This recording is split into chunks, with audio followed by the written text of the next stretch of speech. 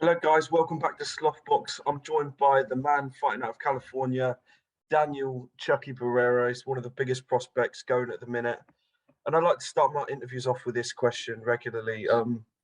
How did you get into boxing? What was it that drew you into the sport in the first place?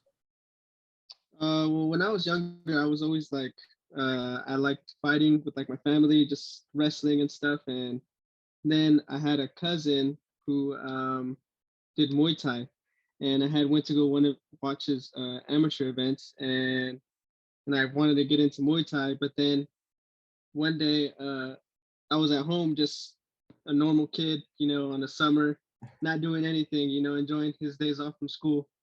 And my mom was just tired of me being home. She wanted me to do some type of sport. She was like, "Oh, like we can enroll you in soccer, baseball, something. What do you want?" And I told her boxing. She was kind of hesitant. And Mm. she's like, "Are you sure?" And I was like, "Yeah, I want to do boxing." So we found the best gym around us, and it was Warzone Boxing Club, who I train with now still. And ever since then, I just fell in love with the sport and don't want to leave it now. So, and I never Yeah. did back then. But was it when you found boxing, was it always boxing for you? Or like you said, your mum offered you other sports, but was it just boxing or was there anything else that maybe crept in? Uh, it was mainly boxing. I didn't really do any other sports. I played just for fun with my friends and stuff, but never did I. Even when it came to boxing, I didn't think it was going to be a competitive sport for me. I thought I was just going to go, have fun, just something to keep me busy after school. Um, and I started getting really good, and I started competing, and I fell in love with it. So, and ever since then, I just started being more focused and dedicated, and just fell in love with it. Exactly, yeah. So like you said, you started young, you was 11, but you said you got into it just because you enjoyed it. You saw your cousin fight, and Hmm. but you went on to be in the amateurs. You went on to be the multiple national champion and number one in your weight division for 5 years. Yeah. How that surely that must feel a bit surreal. Yeah, that was definitely not planned at all. I did not think I was gonna go that far. um, the first 3 months I was there, they were like, "Oh, if you want to fight, you can fight," and I was like, "Oh, sure, like why not?" And usually, people take about like 6 months to fight, and I had my first amateur fight in the first 2.5, 3 months, and I won. And then after my fifth amateur fight, we started doing big tournaments, open tournaments, ranking tournaments, and I kept winning and winning. So then I started believing in my ability and didn't believe I was going to get to nationals, or that was never the plan for me to compete at that level, but it ended up happening and I fell in love with it. But like we spoke about being not just national champion once, but multiple times. Yeah. How does that feel? Because like you said, you wasn't expecting anything from the sport, but you got almost everything out of it at the amateur level. Yeah, it feels good. I mean, I've always believed in my ability, but it was definitely a surreal moment for me because, like I said, I didn't think I was going to be able to take it that far. I just thought it was going to be something to keep me busy. And for me to find something without looking for it and fall in love with it was just great. And just feels good to have all those titles. I've been doing a bit of research before the interview, and you seem to at the current club you're at now.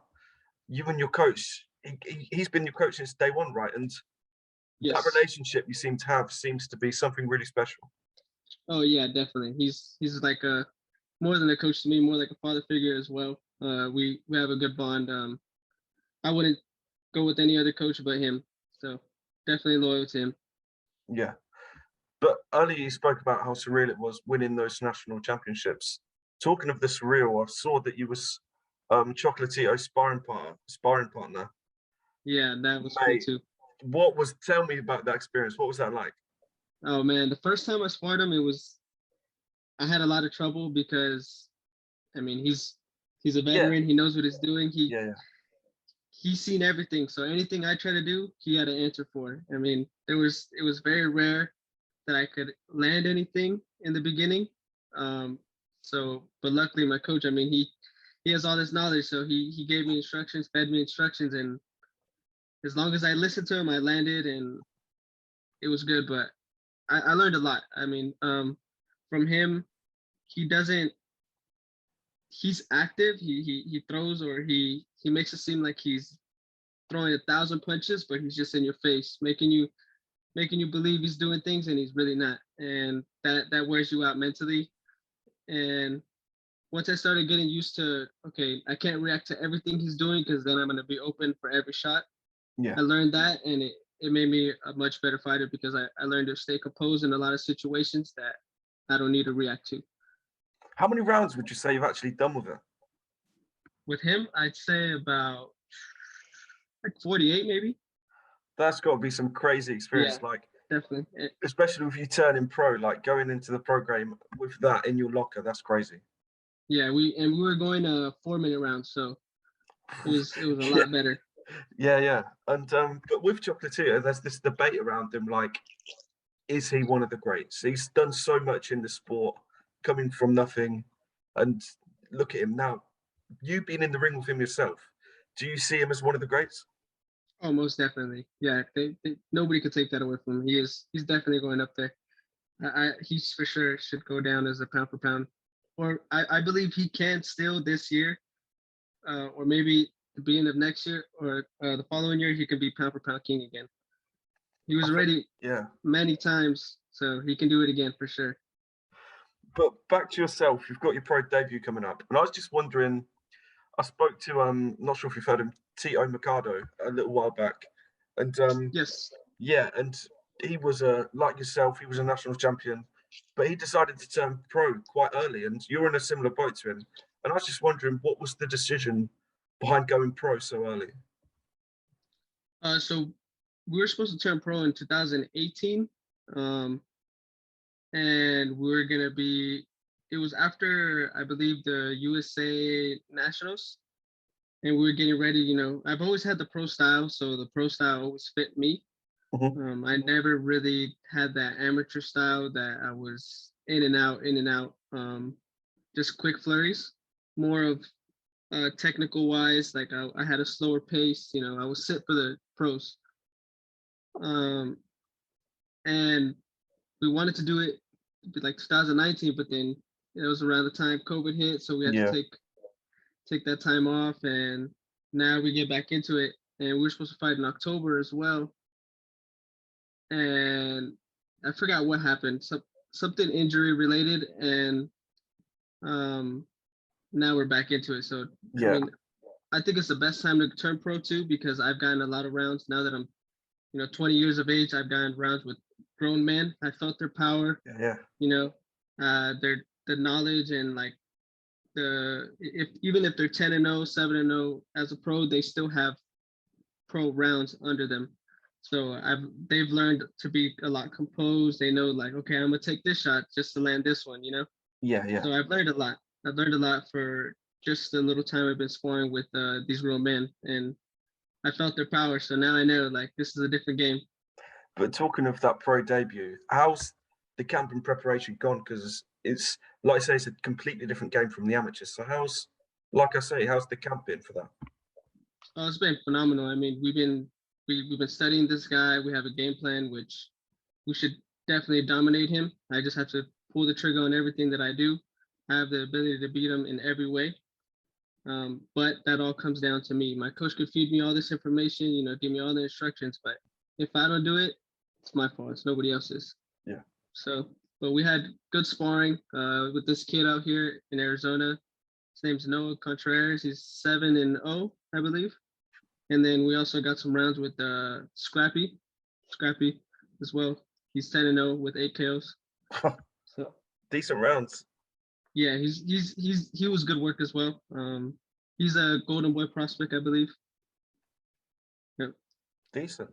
But I just also wanted just coming back to a bit earlier on. I'm pretty sure I'm right in thinking that you was invited to the Olympics to take part in the Olympics. Yeah, so What? we were gonna go Yeah, that route as well, but I just felt like because once you get to the Olympics, you start fighting with no headgear, yeah, and I didn't feel like it was worth to go into the Olympics, fight with no headgear, and not get paid for it. So yeah, I exactly. Yeah, thought, yeah, and then now you have to make weight for 5 days in a row, and it's a lot of injuries. A lot of injuries for these kids. You see a lot of the guys in the Olympics getting knocked out, and it's not good for them. at all. Yeah. Well, I'm looking forward to your debut, but I just wanted to get one of the last few questions, a prediction. We've got it's the trilogy, it's Canelo versus Triple G. And there's been this, the debate will last till the end of time. Did Yeah. Triple G win any of those first two fights? And most people say he did, but that's history. The third one's coming up. How do you see that fight going? I mean, Canelo's been fighting bigger guys. He's obviously the favorite. He's younger, he's faster. Triple G's pretty on his way out. I mean, he's pretty old for boxing, but I mean, his power's still there. So I mean, his movements and his ability to take punches may not be, but his power's still there. So he does have a knockout chance. But I mean, if Canelo can move around him for 12 rounds, then it's going to be an easy win for Canelo. Yeah. But I think Triple G has a chance to knock him out. Yeah, 100%. But just the last question from me. It's just think of this situation. It's Christmas time. You're with your family. New Year's coming up. It's the end of the year. Where do you see yourself come the end of the year? What have you done? Hopefully, if everything goes well, I mean, 4-0 by the end of this year, that would be great. And then stay busy for the rest of this year, and then the following year, just keep rising up. Try to get 14-0 and at least 10 fights next year. Just go at a pace. I don't need to rush into my career. I'm still young. Exactly. Yeah. So, I mean, there's no need for me to rush and try to get 15 fights next year. 8 to 10 fights would be phenomenal. It could be 10-0, 4-0. Doesn't matter. I mean, no rush. I'm very patient. So patience is key in this sport. Exactly. Well, I hope it works out for you, but I've got a funny feeling that it will. But thanks for your time, Daniel. I've been Lyndon Dixon. He's been Daniel Chucky Barrera. And yeah, we'll see you again next time. Thank you. Thank you for the interview.